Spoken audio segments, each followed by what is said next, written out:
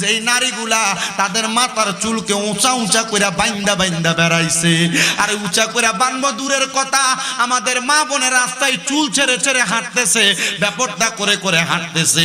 আমি আমার আম্মুজিদের কাছে বলবো, গো মা, আল্লাহর জান্নাত যদি পাইতে চাও এমন চুল ছাড়া বন্ধ করে দাও। আব্বুজিরা, আপনারা মনে রাখবেন, আল্লাহ তাআলার কোরআন বলে, ওয়াকারনা ফি বুয়ুতিকুন্না ওয়ালা তাবাররাজনা তাবাররুজাল জাহিলিয়াতিল উলা। আল্লাহ কয়, তোমরা তোমাদের নারীদেরকে জাহিলিয়া যুগের মহিলাদের মতো বেপরদা ভাবে বের হতে দিও না। তুমি যে বের হতে দাও, এটার জন্য তুমি জাহান্নামের আগুনে জ্বলা লাগবে। নবী আমার কয়, শুধু তাই না রে, আমি দেখছি আরেক প্রকার মহিলা যাদের স্তনগুলার মধ্যে গরম লোহার রড লাগিয়ে দিয়ে আগুনের মধ্যে সেক দেওয়া হইতেছে। নবী গো, তারা কারা? বলে, যেই মহিলারা পোশাক পরে উলঙ্গ অবস্থায় ছিল, এমন জামা কাপড় পরতেছে যেই জামা কাপড়ের উপর দিয়ে তাদের শরীরের বডি স্ট্রাকচার পর্যন্ত আইডিয়া করা যাচ্ছে, এমন বোরকা পরতেছে মহিলারা যেই পোশাক পরার কারণে এদের পোশাকের বোরকার উপর দিয়ে তাদের বডি স্ট্রাকচার মানুষ আইডিয়া করতে পারতেছে। মা বোনেরা যারা টাইট ফিটিং বোরকা পরো, জামা কাপড় পরো, তোমাদের কাছে আমি করো ধরে আবদার করি গো মা, এটার কারণে জাহান্নামের আগুনের শেক তোমার শরীরের মধ্যে লাগবে।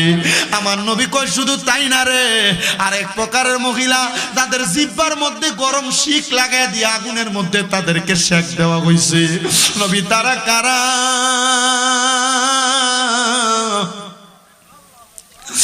আমার নবী কয়, মহিলাগুলো তারা যেই মহিলা তাদের মুখ দিয়া তাদের স্বামীকে, সন্তানকে লানত দিছে, গজব দিছে।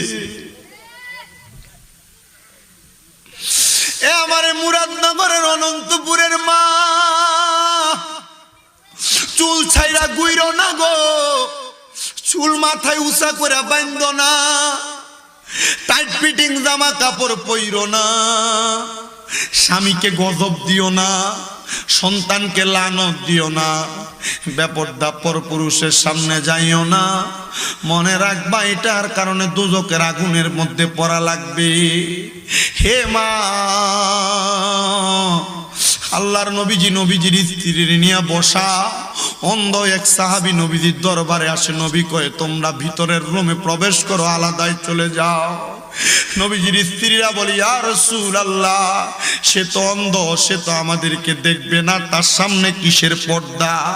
আমার নবী কই, স্ত্রী তার সামনে পর্দা হলো, সে তোমাদেরকে দেখবে না, তোমরা তো তাদেরকে দেখবে।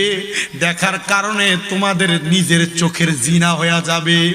এই পুরুষের ব্যাপারে তোমার মনে যদি বাজে চিন্তার উদয় হয়, তাহলে তোমার আমলনামার মধ্যে